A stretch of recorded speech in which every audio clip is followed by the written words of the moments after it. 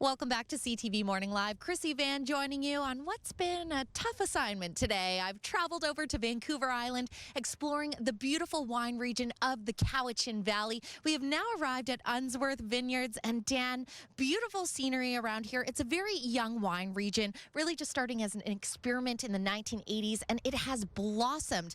Tell me about the unique growing conditions here and how that all formed, because it does play an important role when it comes to the wine you create. Absolutely. Thank you, Chrissy. So for folks like myself and people who are not from BC, when you're looking on a map, I think what we often assume is that Vancouver Island broke off from the rest of BC, which is entirely false. It started as a volcanic island under the sea, closer to the equator, and from there has moved and is crashing into BC, which partially causes the upward movement of all those mountains.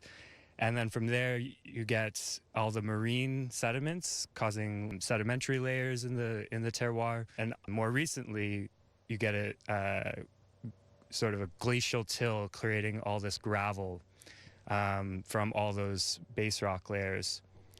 And on top of that, we have a little bit more marine sediments and more of our topsoil, so our clay, loam, silt that you find in that first horizon. So that's what creates such diverse soils all around the Cowichan Valley. And so for you as a winemaker, what does that mean for you when you're making these stunning and tasteful creations?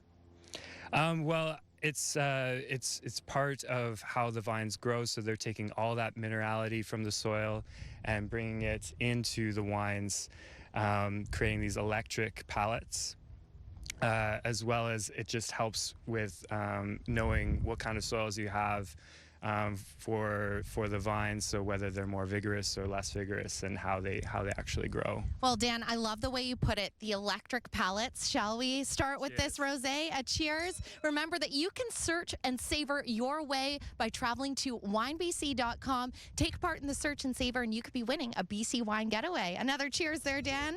Back inside.